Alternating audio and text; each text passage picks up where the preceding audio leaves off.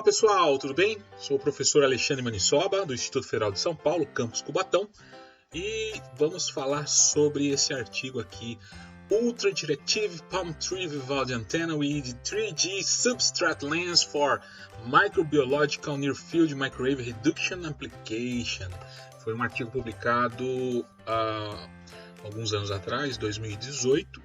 Esse artigo é fruto de uns experimentos que nós realizamos lá no campus Suzano do Instituto Federal. Esses experimentos foram realizados no laboratório de bioquímica foi em final de 2016, exatamente, com o apoio da professora doutora Maria Raquel Maiani, né? E esse artigo também é fonte do assunto da aula de Física Teórica 2, né? Onde nós estamos nesse momento estudando propagação de ondas eletromagnéticas, meios dielétricos, interação entre ondas eletromagnéticas e os meios. Então, como nesse artigo nós tratamos, né, da colimação de radiação de micro-ondas utilizando lentes de substratos dielétricos, ele tem aderência aí com o assunto que nós estamos tratando, tá bom? Então, vamos lá. Vamos começar. O experimento ele se deu em dois setups distintos. Um setup utilizando um forno de micro-ondas, né? Aqui estão as especificações dele. E o segundo setup foi utilizando um dispositivo de geração de sinal de micro-ondas, um amplificador, né, de baixo ruído, um LNA. Esse sinal foi na ordem aí de 3 GHz, né?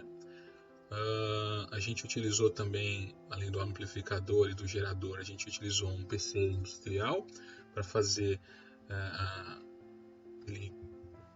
coleta desses dados a partir de uma antena, né, que fazia o sensoriamento. A gente também tem aqui um analisador de espectro e duas antenas do tipo Palm Tree, né? Então esse foi o setup utilizado para gerar a radiação de micro-ondas e ao mesmo tempo monitorar. Aqui a gente vê, né, o front-end do analisador de espectro, onde a maior parte da energia está concentrada exatamente em 3 GHz. Essa aqui é a antena Palm Tree que foi utilizada. Foram utilizadas duas, na verdade, né? Uma para coletar o sinal e a outra equipada com a lente de substrato foi utilizada para fazer a irradiação do sinal. Essa apresentação aqui ela foi feita na ocasião, né?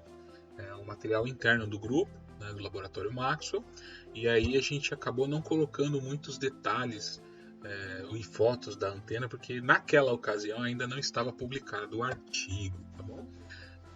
A preparação do material biológico para fazer os testes foi feita, né, num ambiente controlado, né, sob supervisão da doutora Raquel Maiani, de maneira que estivéssemos totalmente fora de riscos de contaminação biológica, né? Então, nesse ambiente nós estávamos paramentados para lidar com risco biológico, riscos de radiação ionizante e não ionizante, né?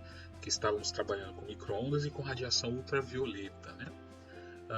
Então aqui nós temos todos os equipamentos e materiais que foram utilizados para o preparo, né, do substrato biológico onde ia ser inoculado aí a bactéria que a gente utilizou, né, Saccharomyces cerevisiae.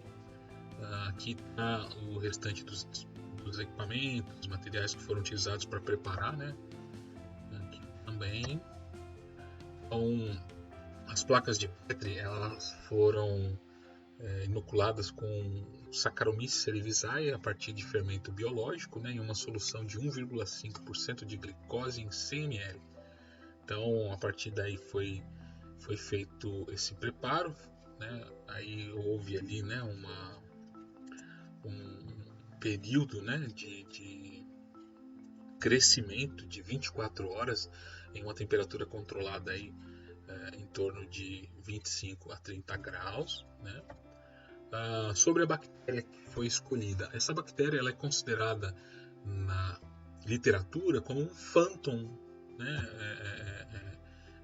para fazer experimentos. Então ela é muito comum, né, ela é uma bactéria amplamente utilizada na indústria de fermentação, indústria de alimentos, na indústria, sobretudo também por conta dela ser uma bactéria presente na biota humana, né? Muito embora a bactéria ela possua alguns casos isolados de infecção, né? Ligados a essa bactéria. Então, todo cuidado é pouco, né? Então, a gente inoculou essa bactéria nesse agar, né, com triptona de soja e outros componentes, de maneira que ela pudesse promover, né, o crescimento. Então, o ambiente de esterilização, o setup de esterilização, como eu falei, foram 2 setups distintos, né? Um setup utilizando um forno de micro-ondas comercial e o outro setup utilizando aí a antena proposta nesse trabalho. Esses dados que foram resultado, né, esses dados que foram resultantes desses 2 setups deram origem, né, a 2 artigos distintos. Então eu vou dar mais ênfase ao setup que está relacionado à antena, tá bom? Então vamos lá. Então esse é o setup do micro-ondas. Aqui esse é o setup da antena, que a gente está considerando aqui o segundo setup. Então, a antena, cujo nome dela, né, nome interno dentro do grupo, era Enterprise por conta do formatozinho que ela tinha de uma nave, né? Mas isso é o nome interno, tá bom?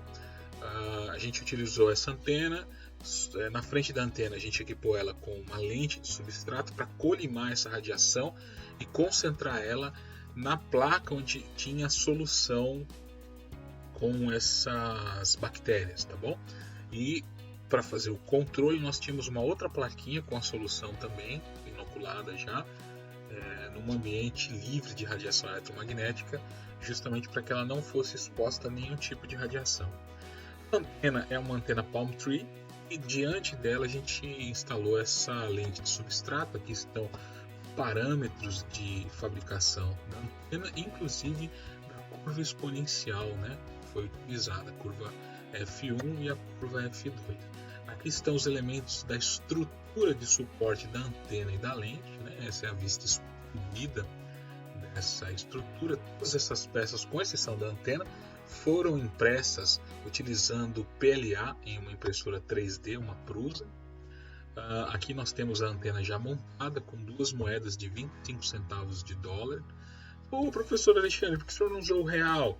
A gente utilizou o dólar por ser uma moeda internacional e como essa publicação ia para uma mídia internacional, era a forma mais fácil de dar uma determinada noção de escala para essa antena, né? Forma internacional. Se a gente coloca o real, dependendo de quem lesse esse documento, pode ser que ele nunca tivesse visto uma moeda de real e isso poderia comprometer essa sensação de escala, né? Aqui ao lado, na figura B, nós temos o algoritmo que foi utilizado para se obter a lente de substrato, né? Aqui são os resultados. Então a gente observa que a antena com a lente de substrato ela apresenta um ganho considerável quando comparada com a mesma antena sem a lente de substrato, da ordem aí de 10 dB. Então, um ganho considerável, né? Aqui nós temos um conjunto de figuras interessante. Deixa eu pegar o ponteiro do mouse que vai nos auxiliar aqui.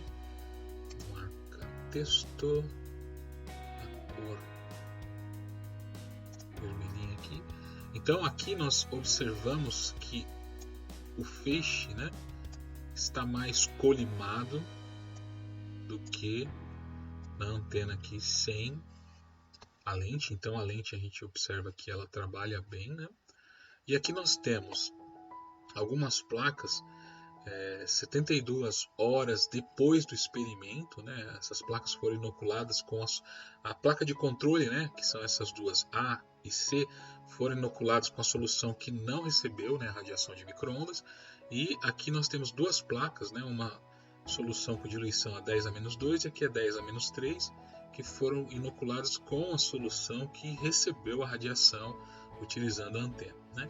Então, fazendo aqui a contagem das colônias nessas placas, a gente observa que na diluição de 10-2 contou-se 2.497 colônias, unidades formadoras de colônias, né, na verdade, enquanto que na placa irradiada, então nesta placa aqui a gente contou, né, 2.497 unidades formadoras de colônia, enquanto que nessa placa aqui, que foi inoculada com a solução irradiada com sinal de 3 GHz de microondas, ela por sua vez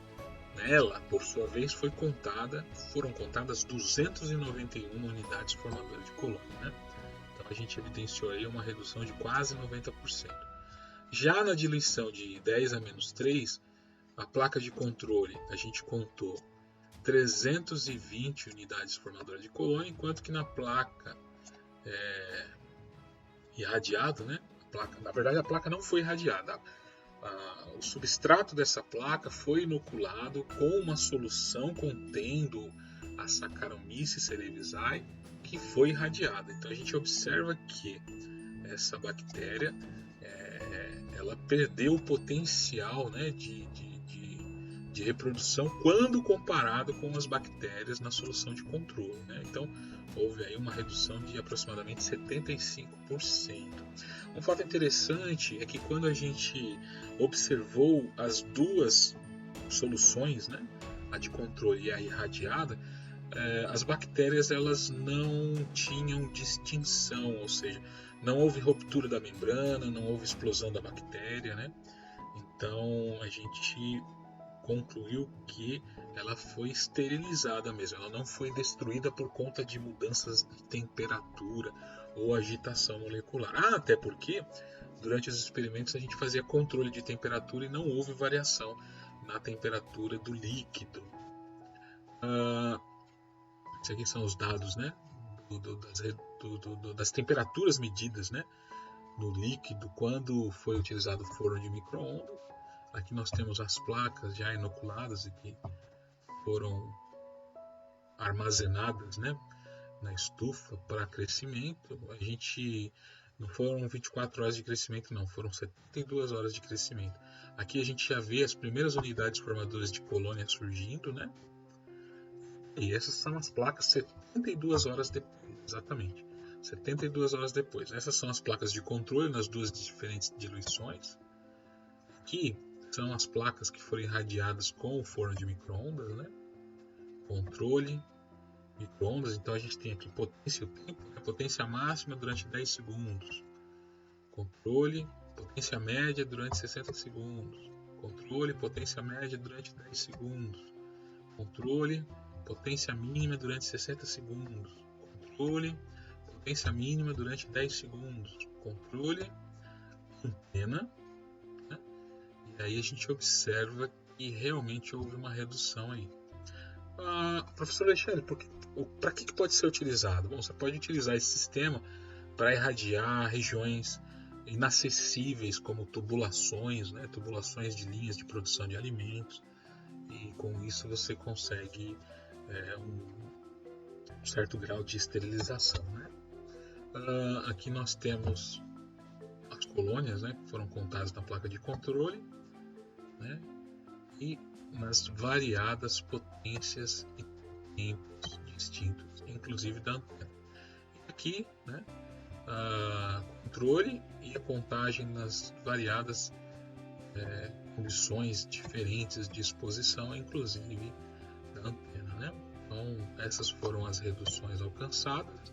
Para fazer a medida das unidades formadoras de colônia, a gente não contou com métodos tradicionais, né, utilizando uma contagem praticamente manual. Pelo contrário, a gente utilizou essa ferramenta, né, chamada OpenCFU, que foi proposta, né? Basicamente, o que faz essa ferramenta de software? Ela divide, né, a fotografia em 3 canais, né, RGB. Depois ela vai aplicar uma desfocagem gaussiana, aplica um filtro médio. Depois ela faz uma subtração de fundo. Posteriormente, ela faz uma normalização destas imagens nesses 3 distintos canais. Depois ela faz uma recombinação dos canais, né? Aí ela binariza isso em preto e branco, e a partir daí ela passa a reconhecer, né, as geometrias. Então você consegue configurar se ela vai reconhecer o raio de qual geometria ela vai reconhecer, enfim. Então a partir daí ela começa a procurar esses círculos e compatível com determinado raio que você especifica anteriormente. E é isso aí, pessoal. Agradeço imensamente a atenção de vocês. Esse foi o artigo que a gente apresentou na aula de hoje. Espero que vocês tenham gostado. Procurem aí no material, vocês vão encontrar mais informações sobre o artigo. Qualquer dúvida, por gentileza, enderecem aí seus questionamentos. Ou vamos nos encontrar nos horários de atendimento, né, na nossa sala de atendimento remoto, a partir das 16 horas, todas as quartas-feiras, tá bom? Agradeço mais uma vez, muito obrigado e até logo.